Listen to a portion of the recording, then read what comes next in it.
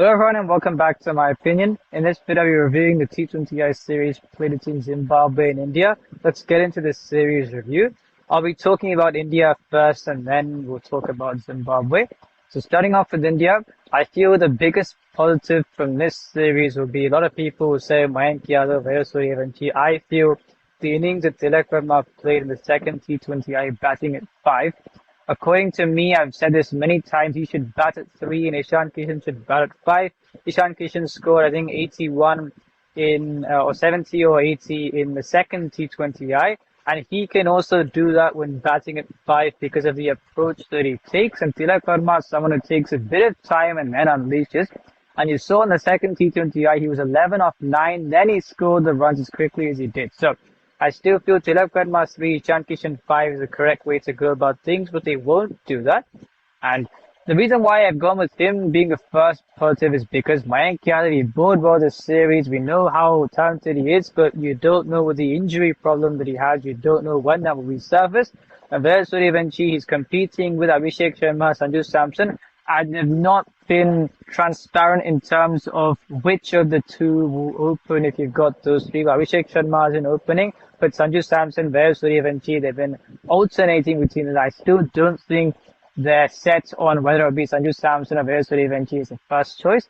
So in terms of Tilak Verma being a first choice option, and I think he should be, I think him scoring 60 out of position, I think is a very good thing for India. I would play him at number 3, but they aren't going to do that.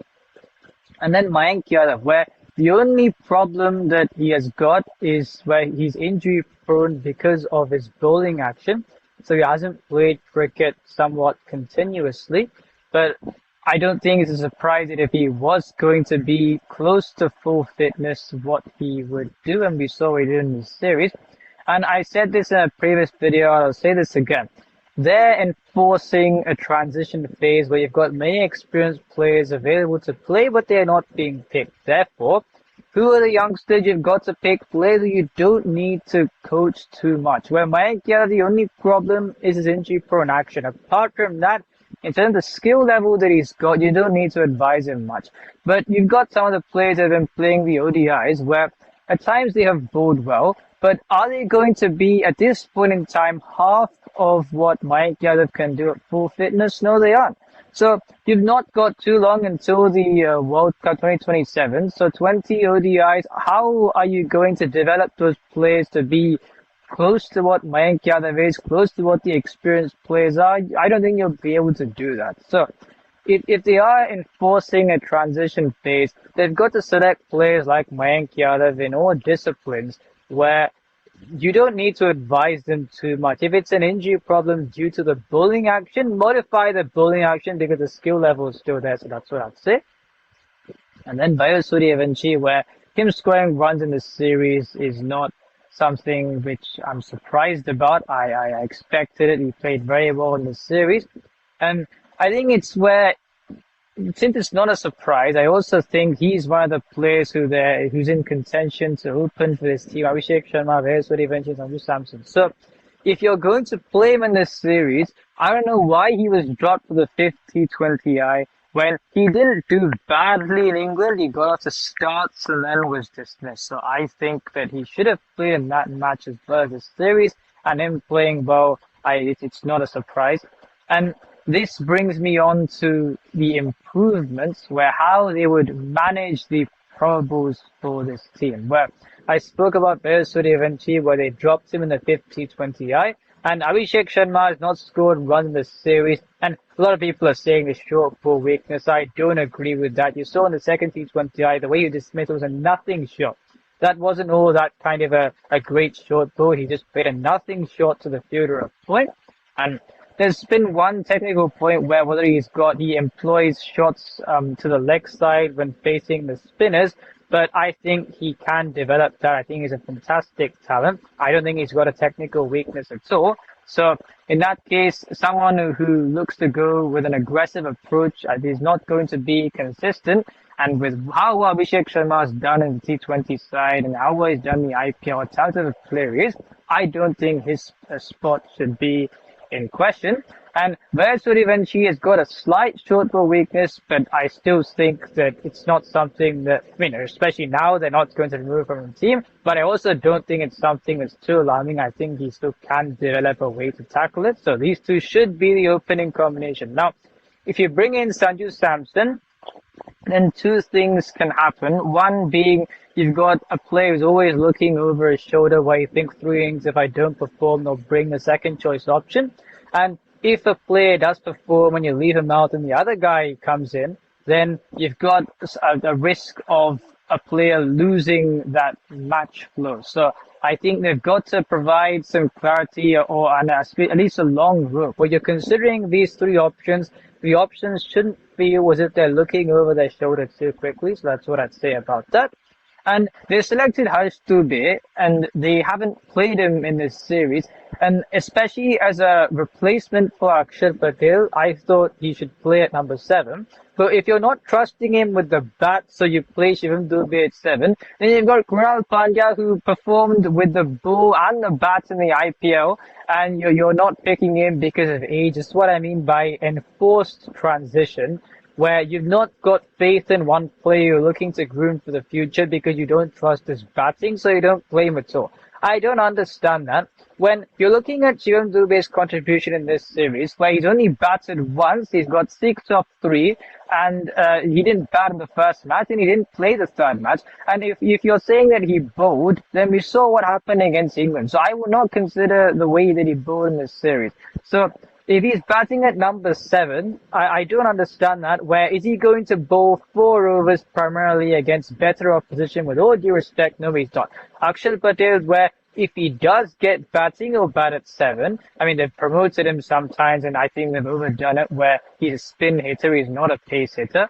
But I think where predominantly, if he gets batting, he'll bat at 7 and he'll bowl 4 overs.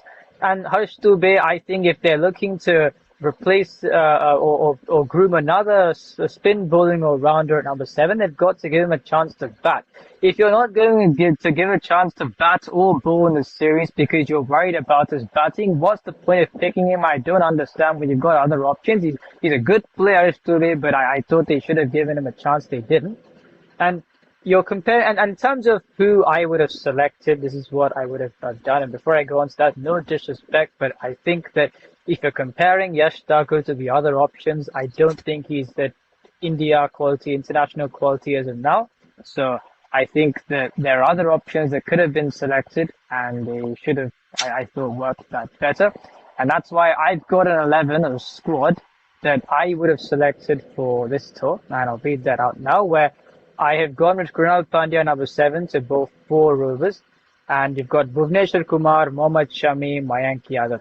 And what I'm saying is, you've got a case where this series is supposed to be a transition series where you test out the options. So in that case, Prince Yadav has played in England, he's played in Ireland, and he played the ODI series versus England as well. So he's already in your plans. What is the need to bring him back here when you're not going to remove him because of what he done in the series? I don't think. So I don't understand that. Bhuvneshwar Kumar has bowled very well in the IPL, and he should have never been dropped from any format in the national team. And I think they should have brought him here. They didn't. Mohammad Shami, they've looked past since the Champions Trophy and largely since the 2023 World Cup. And I thought they should have brought him back here. They didn't do that. And you've got Yash Thakur, who, as I said, with all due respect, I don't think, especially when you're comparing with these names, is he up to, in terms of the first choice international standard? I don't think so. Ashok Sharma bowled quickly. I've gone with him in the squad. And Harsh Dubey I've gone with as a backup for Krunal Pandya. Well, let's say Krunal Pandya played more 2 matches. I would have played Harsh Dubey in place of him because Shivam Dubey, Shural Chadge, they're not going to bowl 4 overs, which brings me to the point where if you're Krunal Pandya batting at 7, Shashank Singh is someone who bats at 5 for the Punjab Kings, and he has done well. And he's also someone who can bowl a medium pace and can bat in the middle order. Suryan Shedge is a finisher who can bowl 2 overs of medium pace. So the only reason why they excluded Shashank Singh is because of age, that means.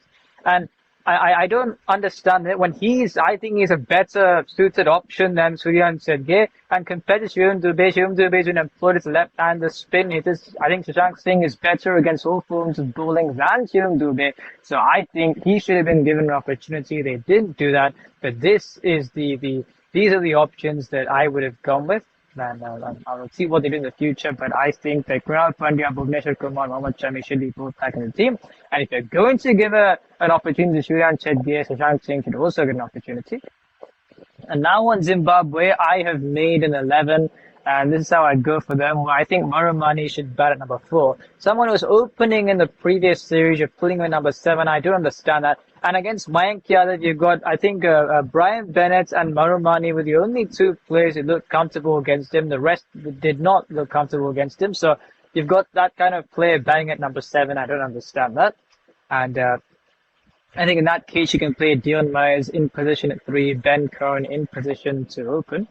And Wellington Masakadza bowled in the 30-20 went for 14 runs, bowling 1 over. I won't criticize that much, but I think Zimbabwe, in terms of bowling those two, Sikandar Raza and Blessing Muzara, sorry, not Blessing Muzara, I think it's Wellington Masakadza as a duo, then they've done well, and I think they should continue with that because Wesley Madhavray is someone, I've said this many times, he's not a power hitter. He bowled 1 for 37 and 4 in the 30-20. He bats 6 and scores at a runner ball. So he's not someone who deviates from that runner ball strike rate in T20s. You're batting him that low down the order, and he usually doesn't bowl 4 overs. I've not seen him bowl 4 overs too many times.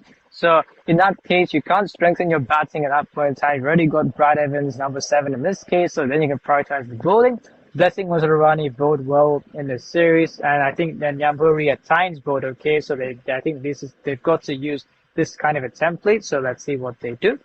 And in the second T20I, where after the first T20I, they chose to field first, I didn't think it was a correct decision, so those kind of things. But I think in terms of their playing 11, this is the kind of 11 that they've got to go with. Let's see what happens there. If you enjoy the field, then subscribe to share, friends. This is my opinion.